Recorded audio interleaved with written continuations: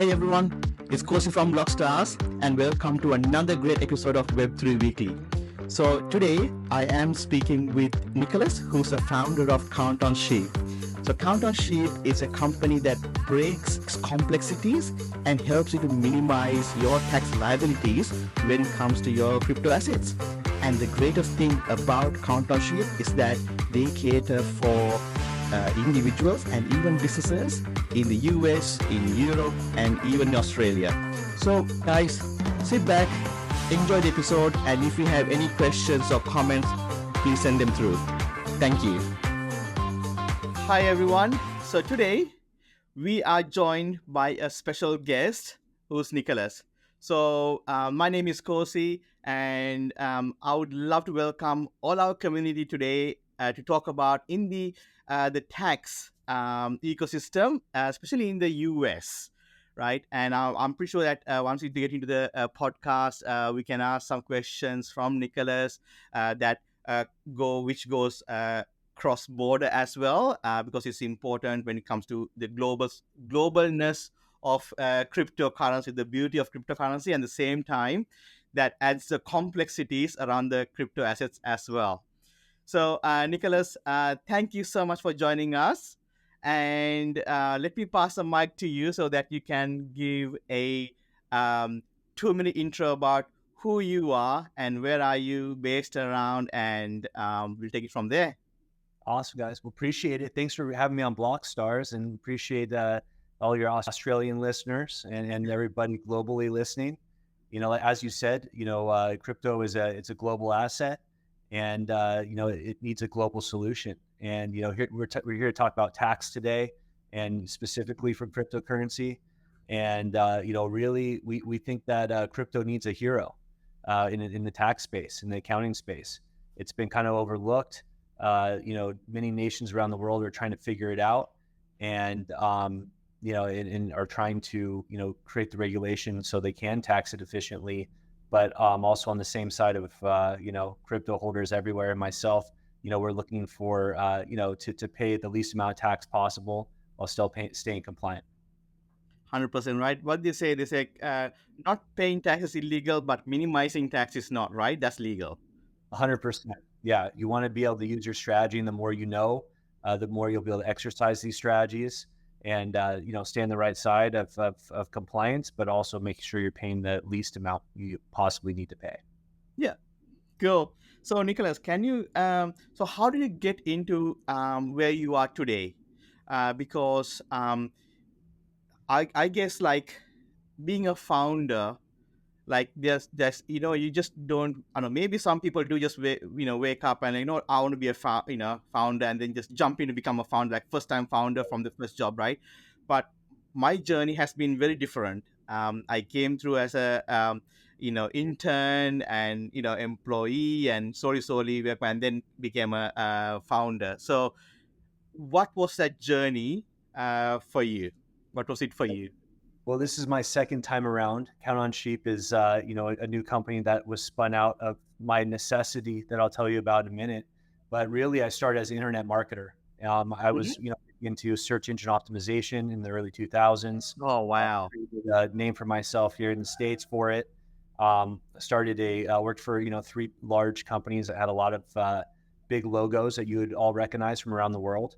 And was really trained up at these spots, and then was able to start my own company in 2012. We called that company Power Digital Marketing, and we grew that with a few co-founders to 2019, where we exited the first time, and we exited again in 2022. So it was a really great ride. We learned a lot. We worked with the most amazing clients you could ever think about. I sat in the rooms with some of the biggest CEOs on the planet, and it was a really good run. So, really, but along the way, with some of these clients that you would know, one of my favorites, one that you might not know, or maybe some of the crypto community may know, but, Marco from Genesis Mining was one of our clients, one of the largest mining operations in the world at the time. And he was a smaller client of mine, but, his company was just starting to blow up. He was just starting to move all his operation to Iceland, I believe. To work on the geothermal energy over there. Yep. And really just a brilliant guy. And so we really enjoyed working with him. I started participating and buying Bitcoin and Ethereum mostly because of that account alone. I've collected a lot over the years. And then in 2021, when I was about to sell the company again, I looked at all of my assets, and I had a very large, I had 7 figures in my cryptocurrency holdings in my portfolio. So Yeah. I knew I needed to, while I wasn't doing a lot of trading, it was a lot more buying, holding through the cycles and the booms and the busts. And I've done it Mm. all. It's like a lot of people in the community. But I realized I needed to pay taxes. I needed to look carefully and make sure that, I didn't owe, or if I did make some trades, was I calculating those, and was I calculating taxes specifically? And what I found out is with my big, large CPAs that are global CPA firms, I want to name them, they couldn't figure it out. So Wow. put me in a bad spot. This was like, Yes. the height of COVID, so there wasn't, it wasn't like I can run around town and, figure this out very easily. So I had to run and look at the internet and some people there and did some research. And I found a gal in the Midwest, and she was doing this in her basement, but she was ex Ernst and Young, which is one of the big four, big Yep. account firms. So she had a little bit of that clout, and I went to look at her and and see what she could provide. And I ended up going with her just on a whim. There's one person, she was talking to me in her attic. It looked like Wow. That's good cool. setup. Yeah, it was early stage, but I opened up my entire portfolio to her, Yeah. and instead of owing millions of dollars, I actually had like a 996K tax credit. So that saved me a tremendous amount of money before the sale of Yes. my company, and it helped me out a lot personally. So that light bulb went off, and we Mhm. put money. I took some of my personal money and put it into a research and development play, and we started working on Count on Sheep, and we called it Count on Sheep because I was losing sleep over my crypto taxes. All So right. so that's kind of where the Oh, name that's came from. And that's pretty cool. we just really specialize in tax saving strategy, and really helping the crypto community as a whole get a Mm. hold of their taxes and make sure that people don't get burnt by the governing authorities and tax authorities by not paying those taxes. Yeah. Nah, cool. Hey, Nicholas, I just want to go back to the SEO days, right? Yes. Um, how was it like? Were you, those days like when you said 2000s, right? Yeah. Early 2000, right? So Yep. I remember I did a lot of SEO that time. So oh my god, how cool was it? Like like we had the those search engines doesn't even exist anymore, right? Like Right. Hotbot, Alta Vista. Alta Vista was like one of the coolest search engines that Yeah. tech wise, Yeah. That's old school. I love it it. was yeah. Absolutely. And ranking was amazing back then. I mean, ranking was hilarious. It was just like I could go into your office, sell you an SEO package, and have you ranked the next day. That's You know, right, isn't it? we would type in little meta keywords. Oh, I want to rank With the for keyword, yeah, a car wash, and I want to rank for this and that. yeah. And whatever it is, it would just pop right up, and you'd I get to the know. top. So I mean, it Yeah, was an amazing time to do that. But obviously, the algorithm got harder, things got more complicated, and as yeah. time went on, we just really were testing different strategies against Google. What do they like? What do they hate? What do they penalize? And Mm, taking some really good notes and working with some really smart teams from really around the world. And yeah. it really kind of helped solidify that and help us continue to grow with the algorithm and make sure that we were. I don't know if we were ever getting in front of it, but I think we were keeping up with it for a while. Keeping up with it, right? I mean, Yeah. it's funny, like when we were doing SEO, and we are like, okay, let's look at the keyword density, all these formulas and all that stuff, right? Where how that settled down, and so I got an opportunity to go to Florida for at that time I was living in the UK and went to Florida for 5 days, and I got to meet a couple of Google engineers at the conference, and part of that was okay, they're going to check, put all the websites the company used to work for, travel company, we put all our domain names in a hat, right? Right. And they pull out, and then they had to say, okay, look, okay, then you get, okay, talk to me about our websites, and Yeah. what, and it was, I think, even to this date I use that what that engineer said, and we were like, okay, I'm just doing this, I'm doing that, why are we not listed, and all these things, and they had look at it, and it's like, okay, don't touch your site for about 4 weeks, just stop touching it, right? Right. And yeah, like, oh, and then guess what, about 3 weeks time, all the indexes just showed up, right? So they had that capability that time, and and it's amazing. And one of the things that they said was, hey, you guys, the maximum time you could spend on SEO is one person 24 hours a day, 365 days. Right? That's the maximum you can work on the Google algorithm, reverse engineer the whole thing, right? Right. But he said, like, this was in 2001, 2002, I think, around that time.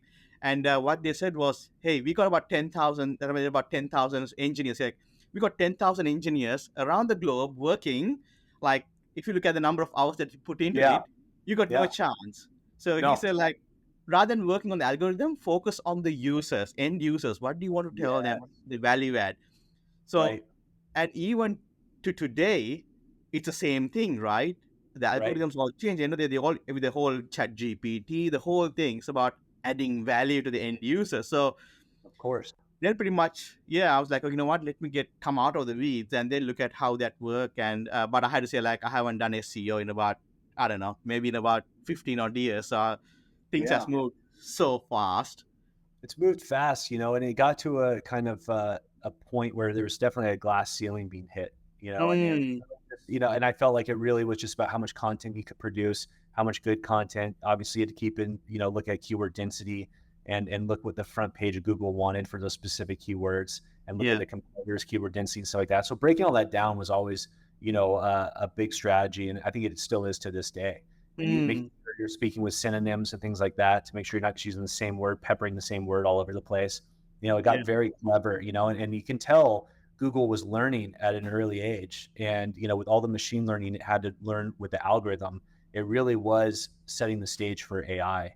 And Mm, very shocking that, that Google wasn't the first one out with an AI model, instead it was OpenAI, which that guy spun out of Google. So, I mean, yes. sense in that degree. But yeah, I always thought that, what we were doing with search queries and the answering the who, what, why, when, where, and how was really the human experience, and really for a machine trying to understand how we think as humans. That is spot on. Hey, so Nicholas, so with that, now you got like you're a founder, right? And Yes. having that online marketing aspect, did that come into uh, a play in how did it help you with your startups as well? Yeah, that's a great point. I mean, it definitely helps. I think internet marketing, also, being a founder at my last company, you do get a little bit away from the day-to-day operation and the strategy. So really, we were relying on some really good teams that were coming up and doing far greater things than I was doing from the past, and they kind of grabbed the torch and carried on. So, Yeah. well, I can't say that, I still was as good as I was back then. But, I know enough to be dangerous.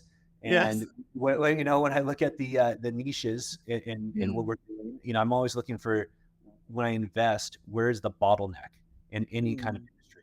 Now, we've been looking for the bottleneck for years in cryptocurrency. And we had a small mining operation for a while with some partners, and I've done some investing myself, as I kind of stated.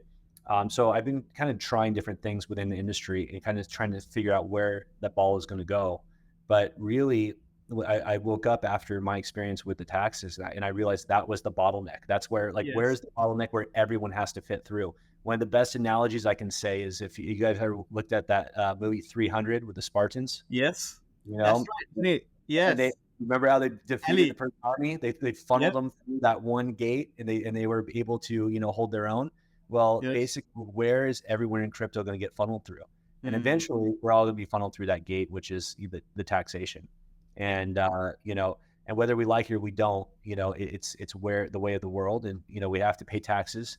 But there's so many great opportunities in crypto right now to you know to mitigate taxes in a big, mm, and to really, use strategy against your other assets, and take losses and use the right cost-based models to really reduce that liability significantly. And right now it's mm. kind of unwritten as to, which cost-based model you need to use. Yes. So, I mean, for instance, so if you're going first in, first out versus last in, first out, First this out. has Yeah. significant reductions on your tax bill. So really Mm, look at that.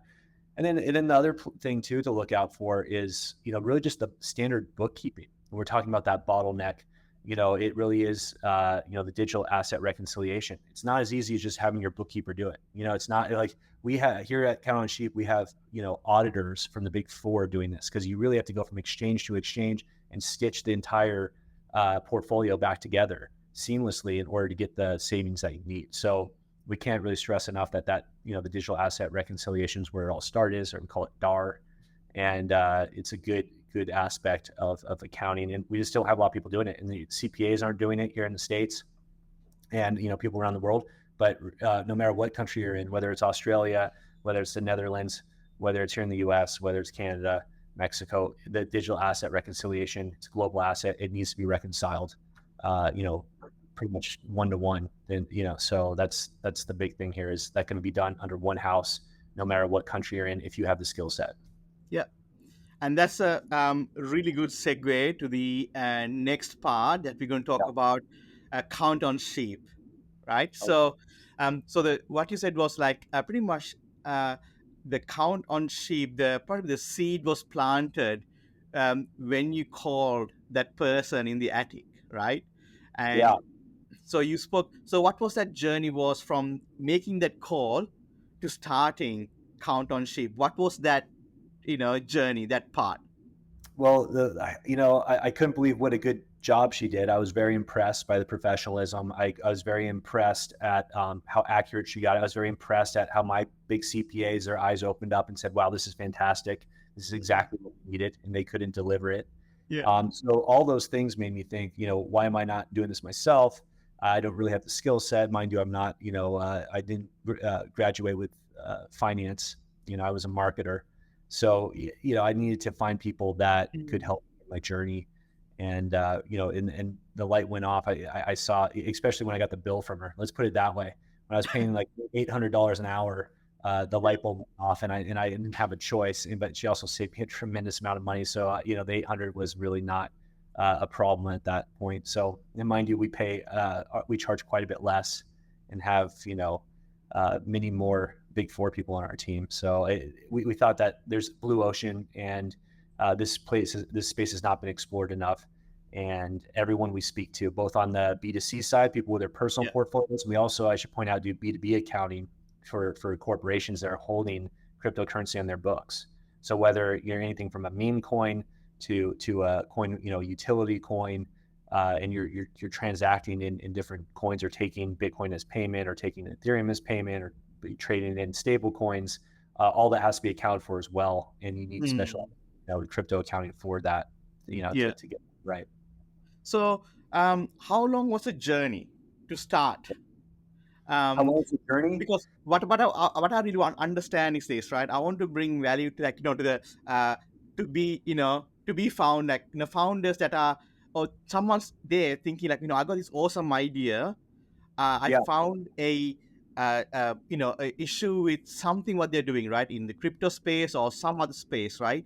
And now they are just like, oh, I want to start a company because I know this is this is what I want to do, right? Right. So I just want to understand, like, what was it like from having that experience of, oh, my God, I had to pay taxes, no one could answer it. But look at this person, now they got it, and now it would have been so easy for you to just stop it at that. Oh, you know what? I can do this annual tax with this person, right? But you didn't stop there, and somehow from that one, you end up with count on sheep.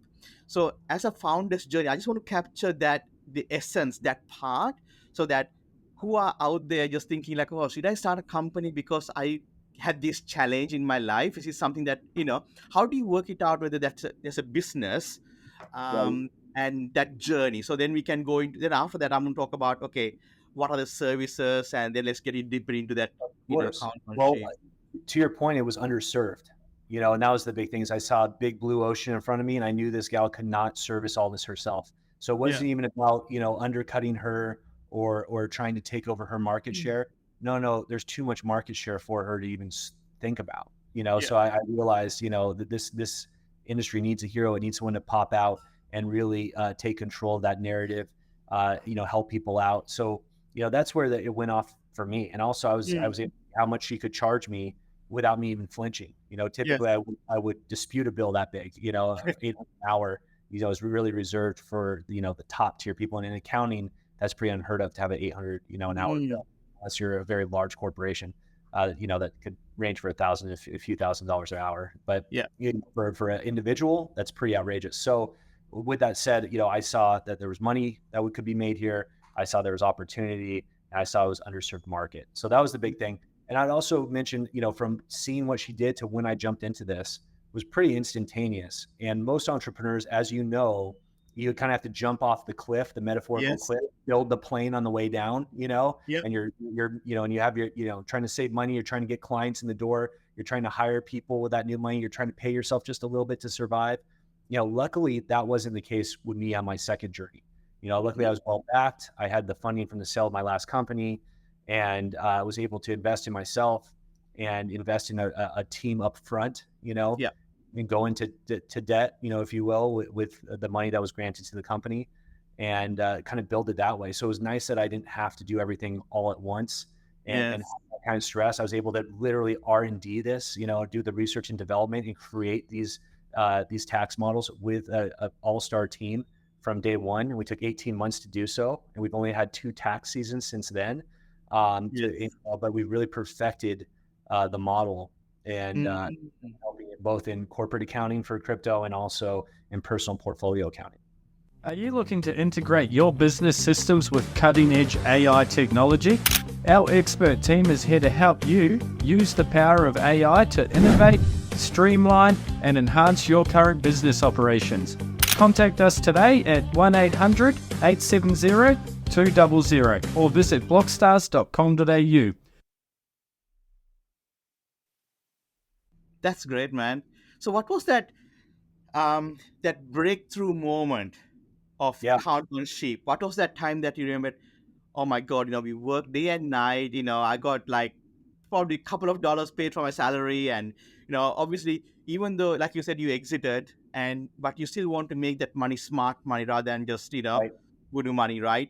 So then you're still working, you want to get the maximum run rate for that, runway for the money, right? So you're working that startup mode. And what was that breakthrough moment for you? Like, all right, you know what? Okay, we are on a good path. Well, it was probably after we were doing the research and development piece, and we started bringing in a lot of high net worth portfolios, friends, people in my network, friends of other friends that are high net worth.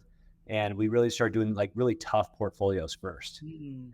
And then we started scaling down all the way to, call it my mom's portfolio, where she's, Yeah. has a few Ethereum on Coinbase.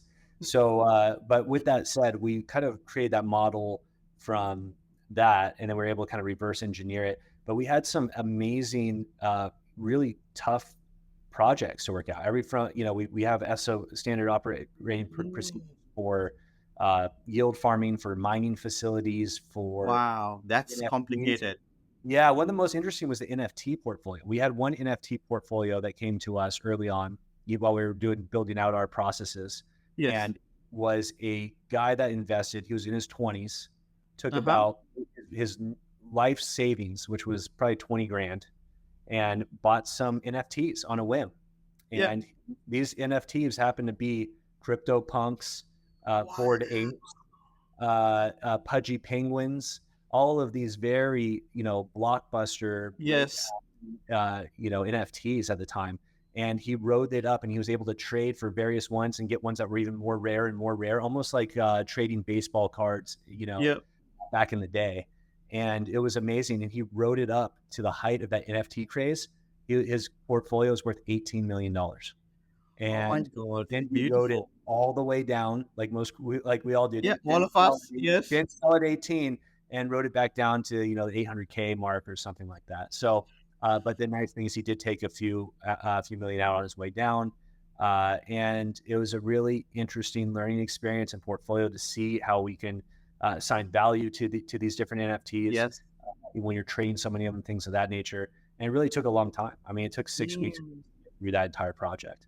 But really interesting, and a great case study for us, and something to keep him compliant, and and keep working on his trade. Yeah. I guess when you think about it, people think like, oh, if I can just automate it, I think you said a good point that it took you guys 6 weeks, because sometimes you can use automated software and it does certain things. But when you have like a large portfolio, you need someone's like eyes, like personal touch to work out all the intricacies, right? Because sometimes Right. there's a bit of nuances and all that stuff goes with it, isn't it? Absolutely. And we partnered up close with Coinly, now that you bring up some of the Yeah. DIY softwares, which is Australian. And that's one that we Mhm. recommend. We work with probably 90% of our clients on Coinly. We think it's a great software. It works for just about any portfolio. Even that NFT project was built out on Coinly, and that's Australian software. So Yeah. shout out to those guys in the development team on that. And we've been, big proponents of pushing them and helping them out. But to your point, they do a lot of that for you, right? But Mm. they're listed as DIY, Yes. and to an extent, yes, I think they're great at aggregating the data. So using their APIs and pulling all your Mm. exchanges and all of your wallets into one place. I mean, I was extremely satisfied the first time I did that, and I was like, oh my, at least I can see everything in one spot. Yes. But then when it comes to actually reconciling and all that, it's working on it, but it doesn't Yeah. quite happen. One of the biggest things it does is it will miss the wallet matching. And this is Yes. a Yeah. issue we should point out, because if you're bought on Kraken and you traded to Coinbase to buy some coin, and you switched from wallet to wallet, that's in any of the countries, that's not a taxable event. You can trade from your wallet to your wallet. You're just transferring, so that's not taxable. But the exchanges don't see it that way. They're decentralized, so they're not speaking with each other. So Yeah. therefore, when you're selling a Bitcoin you bought here, and you're just transferring it to a wallet on another exchange, it looks as though it just says you sold it. So Yes. it becomes a taxable event there. And then you go to the next one. And if you were to move that again to another wallet or cold storage, it looks like so you're creating these multiple taxable events by not Mm. wallet matching. And the DIY softwares won't always catch the wallet matching correctly. Sometimes they'll get it, other times they don't. But there's enough times they don't get it right where you should have a professional go in there, tag those wallets up if you can't Yeah. do it yourself. And that's just one of those pieces of advice I want to give to you guys who's listening is, you really need to be able to match wallets when you're using that DIY software. And then there's a lot of other things you need to do as well, but you can really get the tax savings when you use a professional. Yeah. I mean, they're great for if you have to and what things like that. But I should also throw out that they'll usually default to the best taxable. I was thinking to myself, how are they not getting in trouble with some of the governments? How are they keeping compliant, and how do they not, how are they not getting sued by the SEC and everybody else for, not having it perfect? But really, everything they're doing is they're always defaulting to you paying more. That's So you right. really need someone to go in Yes. there and turn the screws and make sure that you're paying, what you should be paying versus paying the maximum. So they also default to the first in, first out model. Mhm. Imagine if you're an early adopter on Ethereum and maybe you got it under $100, and now where it is now, and so say you Yeah. bought a 1,000 and now it's trading at $2,500. You see that there's quite a big delta there. Whereas if you were able to use another model, we would help you use a model like Last End. Maybe you bought a few weeks ago, and it was 22. Now it's 25. You're only paying tax on $300. So Yeah. difference there, and they are defaulting to the biggest taxable event possible. So you really want to be careful about that and have someone that's got a cost-based model for you, so you're paying the least amount possible. No, they were like really, really good points. Because thank you so much for that. I think it's all of us to be under. It's funny. Like I had to say, like before, or let's leave that one to the last segment because I want to just go through like a bit of structure in my head. So Sure. Sorry. all right, Yeah. so it's all good. It's all good. You know what? People are going to find so much value in this one because end of the idea is to bring value to the end users and to get them start thinking. Get them prepared. So tax, guess what? Whether we like it or not, we all of us have to do it. Yeah. So you can't talk about enough about tax. Um, so Nicholas, when you're in count on sheep, when you're building that your baby there, what Yeah. was like as parents, like we go through a lot of challenges with building our children, right? Growing them up and everything. Yeah. So in your startup, what was like? If there's any challenge that you remember that, oh, you know what, this challenge, not just coming out of it is great, but man, there was so much things that I learned as a founder, and also my team also learned as coming out of it. So it made us better people, better operators, better leaders. What Right. was can you remember any of those challenges on top of your head? Or is it like every day? Yeah, I mean, I feel like startups haven't gotten any easier. Yeah, it just this one hasn't been any easier than any other startup. Otherwise, everybody would be doing a startup. Yeah. But it has been a lot easier than my digital marketing agency, and it is well Mm. funded, well backed, so we can really focus on what matters. We can make mistakes here at Count on Sheep, and as far as internally, I mean, we've redone Yeah. our website before to be more compelling and things like that, and that's coming from someone that's a digital marketer who didn't do their website as well as they could have. So, I mean, we're always looking at things and testing against them, and trying to go back and make them right. So we've had a lot of time to do that. Trying to think of some other ones for you. As far as our team goes, it's been very nice in terms of hiring very high end people to come in and work that are young and ambitious and understand accounting at a very high level, but also Mm. want to fix the problems in the crypto universe to really help us align with the taxation for our countries and really create tax savings for people. People are so excited when they learn that, like, oh wow, I felt like I had the weight of the world on my shoulders and I was going to owe all this taxes, and they end up owing quite a bit less than they thought. So Mm. that's kind of the fun part as well. I'm trying to also answer your question as far as some of the like people we work with on our personnel.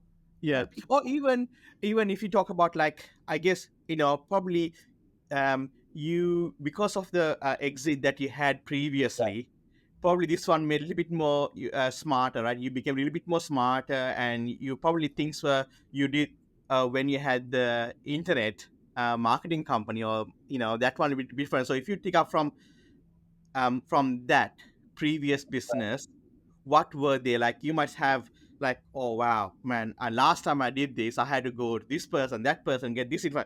Wow, Right. this time I already know these people. I'm like, oh, hey buddy, Yeah. I need to get this one done. It is. It's true. Network is everything. Reputation is everything. But mind you, Mm. I had a great run in the digital marketing space, but now I am humbled to be on the other side of the fence in a completely different industry, and Mm. I'm not the big dog anymore. I'm just learning, just like everyone else, and I'm just trying. I certainly have some people in my network and can make some calls. I can get in front of some people based on my prior success, Yeah. which is nice. I mean, it's great. But when rubber hits the road, I still need to perform. I need to still, ensure people that, we have the best product out Mm. there, what we're doing, that we can create the best cost savings, that we can work in different countries and produce the same results, that we can work with the CPAs and tax professionals in those countries and not step on their toes. We do everything, tax preparation for your guys, for the crypto specifically. But when you go to file, you Yeah. get to keep all your own tax professionals that you've been working with for years, if you would like. And, and that's, so we're always just trying to figure out what is the best offering, what makes the most sense, Yeah. and stay above the curve. But yeah, that's kind of the big one. Awesome. So before we go to the next part, I got one last question for you, which is, Nicholas, you have been an operator for a while, right? Yes. So what makes you wake up in the morning and then, like, what? Okay, I'm, I'm here to do something, right? Right. All of us, like, as I think it's a bit different from a employee when you or to employer. Um, Right. Missions are different from person to person, right? Like, when I wake up in the morning, I'm like thinking, okay, look, why am I waking up today to go to a place, right? And, like, okay, it's like the people around you, um, it's not even the individual work items that you're doing. It's more like, okay, you get to work with a group of people, and for each person, each business founder is very different. For Right. some, like, what, I don't want to retire, I just want to be out there doing something. Or for some people, what, because I am growing and people around me helps me grow as a leader, and all sort of things, right? So Right. what is your mission? Why are you on this path? What makes you wake up every morning and just, like, keep on, like, you know turning up and doing stuff? It used to be survival and putting food on the table for my family, and now that's not the case. Maybe it might be a little bit of ego and in trying to make sure that, I see something that's intrinsically wrong. And as an entrepreneur, I want to fix it. And I want to do it the best way possible. And I saw no one tackling this. And that's when I really did my due diligence and research. And I couldn't believe it. So I really wanted to come out and, be that hero for this part of the industry and set a standard of excellence for the accounting piece. I mean, this is a crypto asset, as people call it cryptocurrency, but a crypto asset, here it's a property in the US that you can consider, Bitcoin. It's not a security. So, but yeah, it still needs to be accounted for. It's still a metric. And that's like really at the heart of what this is in the blockchain, which is a ledger. So accounting needs to be taken into control. And I can't believe people haven't really looked at this more carefully. And, from the little guys and the little startups and the small Web3 companies I've spoken to, all the way to some of the biggest funds in the space. Yeah. And everybody just goes, oh yeah, the accounting's completely screwed up. So it doesn't have to be. It doesn't have to be. So that's what gets me out of bed. Also working with this team is amazing. They're younger, they're hungry. And I feel like this time it's really giving them the reins and giving them a lot of room to work on their craft and give them the space and give them the security to do so. And I think that's why we're getting such a good product. Yeah. Oh, that's amazing. So you spoke about your team, and earlier you said like, okay, your accountancy looks for these highly skilled CPA individuals, right. And you want to deal with it. So someone's out there, not in the crypto space, but they are in the finance space, right? And they want to get their hands dirty in the crypto tax and work. How could they break into this industry, right? So, for example, we are in the development space, so we right. do we Web3 and AI. That's our space, and when people are looking at, okay, hey, I'm a Web2 developer coming into Web3, like I've spoken a lot of like amazing Web2 developers, right? And I'm saying, oh, you know what, you should get into this Web3 space. It's like so easy. Like the only difference is like the smart contracts, like everyone see your code, right? Apart from that, not much difference, right? Right. But some of these Web2 developers are they're scared to jump across to Web3. They're like, oh, right. That's something that I'm not. I think their mindset is like, okay, you know what? I'm doing this code and being transparent and all that. They don't feel confident, but I know they do good coding and everything else, right? Yeah. So I'm like encouraging them to jump into this space. Right. So then there are some developers who are out there, they want to play the safe game. So then we work with some of those, and because I want to have more Web3 developers in this space. I want just developers, not Web2, Web3, just developers, right? So same thing in your space. There will be accountants in the finance space, like non-crypto to crypto, bit of a stigma there as well. So what would you say to people like that to get into the crypto tax space? Yeah, that's a great question. I mean, I tell everybody when people ask me, well, what did you do and why were you successful and things like that? And some of it was persevering, being focused, other parts were being in the right place at the right time. But I'll tell you one thing, you can always bet on tech. If technology is our future by definition. Yeah. So, if for you to say, I remember having a conversation with my dad and he goes, well, I don't know how you did it, Nick, but you sure did. And I'll tell you, when we were getting integrations from mail, like stamp mail back in the day in his office, where they had a secretary and they would give her, a letter and she would do the stamp and everything, to email, there was a tremendous pushback in the office, as he recalls. And he goes, why would we do this? We don't want to use email. We have Susan over there and she sends our course, and we have a nice stamp machine and we've invested into that. And this is the way of the world. And we don't care if our mail comes back same day, and all of these, and that's crazy to think like that today. Yeah. Our world without email, like, are you kidding me? So it's funny how as humans, when we see the technology right in front of our face, we are not adopting it.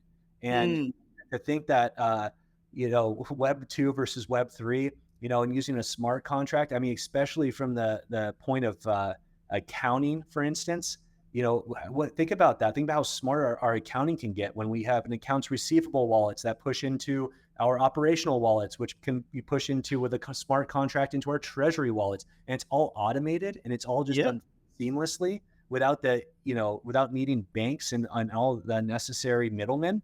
I think it's spectacular. So, I would say that to the audience that, you need to bet on technology. And that's really the way to get ahead. Yeah. Awesome. So, Nicholas, I just want to now sort of a bit of a dive into count on sheep, right? Because, okay, we have Coinly, you mentioned, right? And we have count on sheep, right? So I feel like, okay, you got the Coinly as to get some of that automation done, and count on sheep to do the what they call the VIP type of service. Like, it's not for everyone, but it's like for specific group. Okay, you got all these tax liabilities, big numbers. How can I minimize my tax liability, right? That's how I understand it. But I would like you to explain what is the difference. Why would someone come to count on sheep? And then I would like to go a little bit on the tech side. What differentiates you from the other platforms as well? So as a business, what in your cohort, what cohort are you serving? Perfect. Yeah, that's a great question. And so just starting off with the DIY softwares, the tax softwares for cryptocurrency, I always say the best way to explain that to an audience is it's like going on an airplane without a pilot. Coinly is a great airplane, and it can take off and that kind of thing, but you probably want a pilot to land it if you want to get the good tax savings. So, I mean, we really are those pilots that can get in there and really operate at a high efficiency. And typically what you'll see as well is, your tax savings far exceeds what you would get if you just kind of plugged in and did the bare minimum with what they're suggesting you do.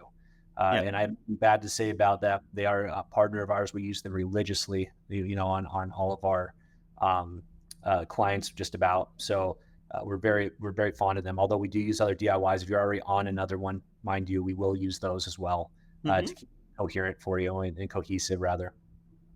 So that's big. But with I mean, I think it's just really what we do the best is we first, aggregate all of your stuff. So, and help you get set up on those platforms, which can be a little tricky for first timers, and get all your data in one place and all your accounts in one place. So that's a big one. So now you at least have organization. And then from the organizational piece, we're able to do the digital asset reconciliation. So consider that like doing your books and really going and connecting everything together. But it's far more difficult than credits and debits. It's, trades and swaps and yield farming and staking and all this other stuff, airdrops. So we account for all of that, stitch it all back together so it makes sense and it's in congruence with IRS tax law and all the other laws across the other countries. And then from there we use some modeling to make sure we go through the tax savings piece. So in some countries, tax loss harvesting is a good way to go. In Australia, you guys don't really do tax loss harvesting. No. However, you can still take a loss. I want to tell one of the tricks of the wealthy that we're realizing is they know how to take a loss. So this hodl mentality is not really what you want to be doing. It's not really what that 1% of the wealthy are doing. When they buy a coin or a meme and it's a rug pull or they write it up and they don't sell and they write all the way down, they sell it against future gains. So there's nothing wrong with recognizing that you chose a wrong coin and to sell it. Holding on for certain coins, certainly like a Bitcoin and a Bitcoin cycle, we all know that usually pays off really well. Same with Ethereum, some of these other large utility, coins will work out very well. However, if you're playing some of these other coins or, it just hasn't moved in the last 3 years, sell it and it's at a loss, take the loss because you probably have other ones that you're going to have to pay taxes on and you will significantly reduce that tax liability by taking those losses. Yeah. Oh, that's pretty cool. Thank you for that. So with regards to your tech, so is this something that someone can come and sign up to a platform and then upload the information, or it's more like let's book a session and then get in touch with one of your consultants? What is that life cycle looks like? Well, it's booking a meeting with us. You're not so much getting on our platform. We'll help you choose the platform that makes the most sense for you, and we'll provide the license and everything else and get you onboarded. We have all those relationships ready to go. But really, getting onboarded with us is a simple 20-minute phone call, and and it's for free to your viewership. We do charge typically, but anyone that comes through and mentions Blockstars, you're gonna get 20 minutes. Yeah, absolutely. And not with me, with Justin, our CPA, and he's our lead CPA, former Ernst & Young, absolutely brilliant. Runs a large part of our team. He's a founding employee, and you get to speak with him. So that we won't put anyone else in front of you except Justin, who's our senior, and awesome. And he'll really be able to go through your portfolio and tell you exactly what's going on, exactly what you should do. Before you consider doing any business with us, and you can see exactly what you want to do, exactly what, where we could save you, and that kind of thing. And then from there, the onboarding, we help you. It's pretty seamless. We help you get onboarded, and then we do everything and then we provide the tax forms for your country, and then you can hand those off to your CPA, or you can file them yourself. And then we're good to go. Should there be any questions on how we did that or anything like that, we're all geared up to speak to any of your tax representatives, and it's been good. So that's the process. All right, awesome. Actually, you just mentioned earlier, like when you started, about the cross-border part of your business, right? So you guys are based on in the US, right? And we are in Australia. How can you? What countries do you provide your services to? Australia, everybody in the European Union, just about, Canada, Mexico, the US, of course. I think those are the main places that we're doing right now. And I should also point out that that's where that software comes into play. While it has, a big kind of flaw not having professionals use it for you and categorize everything for you to the best tax advantage, it does do really good at organizing, we mentioned, but it also does really good at each country's tax codes. So that's how we're able to do your country. You're like, why would I use a US guy? We have quite a few Australian clients, and we have quite a few in the UK, Canada, all over the place with all different tax deadlines. So we help out in every single one. So it doesn't really matter. All the reconciliation is done the same, regardless of where you are. Makes sense. Yeah. And then, but when it comes to actually the tax code and how much you need to pay and which tax brackets you're in, that's already programmed into Coinly itself. Yes. So when we run everything, when we go to grab your forms specific for your country, is taxation, they're all there for us. So that's why we can do every single country and save and have that know-how. Are you planning to launch a blockchain project? At Blockstars, we specialize in developing blockchain projects from your initial idea to the final product. To launch your successful blockchain project, drop us an email to hello@blockstars.com.au. No, that's great. So at this moment, right, like I started doing my taxes in probably just before 2020s. Right. I saw that, okay, it's happening now. I'm like, okay, let's get ahead of this one. And when I handed my first spreadsheet, which I kept, it was so laborious. Oh, wow. My accountant, they're like, I don't know what to do with this. I like, look, I don't know. You're the accountant. So then and that time they were not really, AT was, the Australian tax office was not chasing anyone, right? And my accountant today, like this time I go on, he said like, oh my God, you got me. You're my first client to have crypto. And I've been using him since 2009. So he's like, and he was still thankful for me getting him that spreadsheet. And now it's like I use Coinly and a couple of platforms here that we have as well. So what I do is I use a different platform every year, so that way I'm spreading the love around. So that's good. That's good. I like it. Try them all. I mean, they all have their ups and downs, and I think Coinly seems to be rounding out most of them. Coin tracking is pretty interesting as well. If we have a very very sophisticated clients, we use coin tracking where we can have a little bit more things to pull. We can choose different cost-based models for every single year that to best suit them. So it's interesting. So there are different ones to use, no doubt, and they all have their pros and cons. but they are necessary. It's nice to have them for sure because they do help That's right. data organized.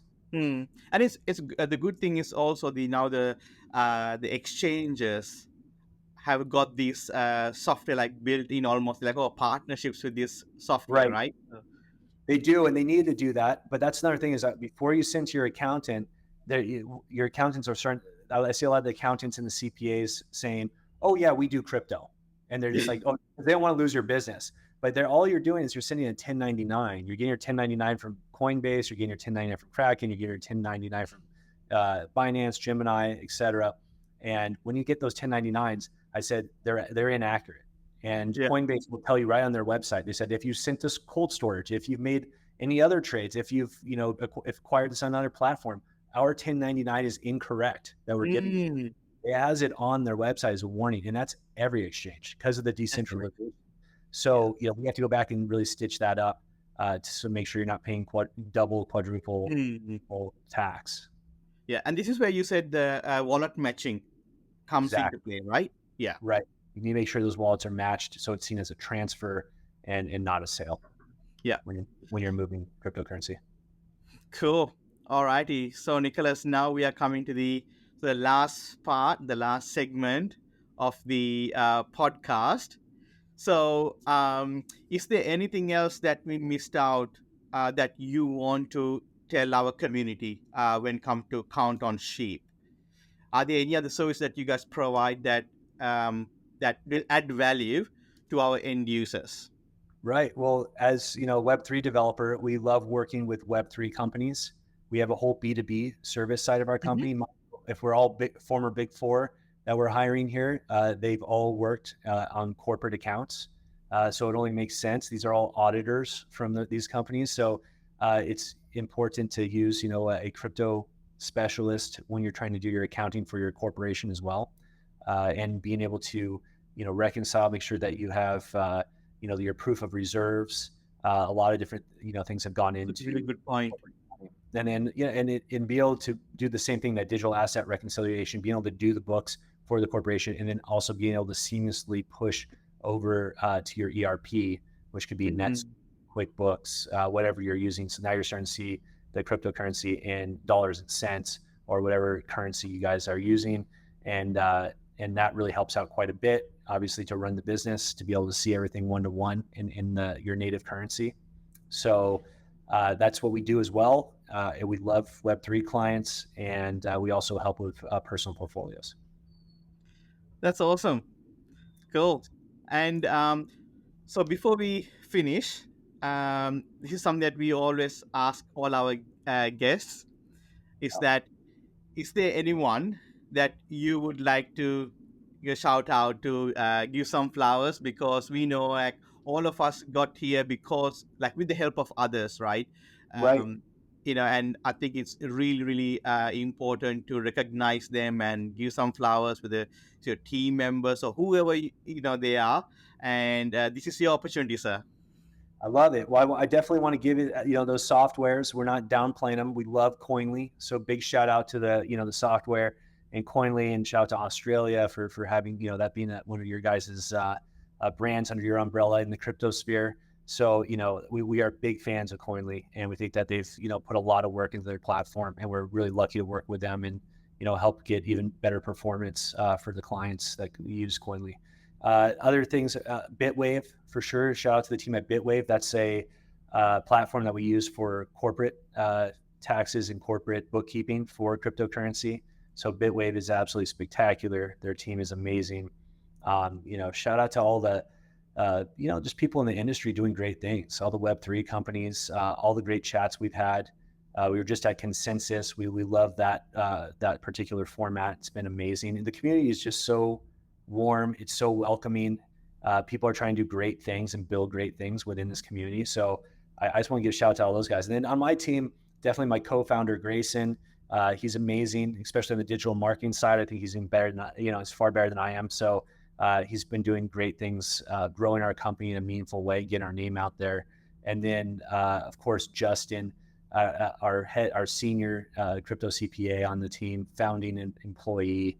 He's absolutely spectacular. and you guys have direct access to him. We love your guys' show. And, anytime you guys just want to pick his brain for free, you mentioned Blockstars and you guys are in. Awesome. Oh, that's great, man. Thank you so much for that, Nicholas. I learned quite a few, and it's always inspiring talking to all these guests, right? Every time I speak to these guests, I learn something. It's almost like because all the founders, anyone on the guest here, like, they have gone to the glass door and they got all the cuts and all that. So then where I like to say, okay, look, all right, now I can go to that glass door without having the cuts. So I learned a lot from from our guests, and I just want to give a big thank you to you for giving your time to our community, and especially for Blockstars as well. So thank you so much for your time. Thank you so much. Thanks for having me. Shout out to you guys. Appreciate it. Thank you so much, Nicholas, and speak to you soon. Have a Take great care. day.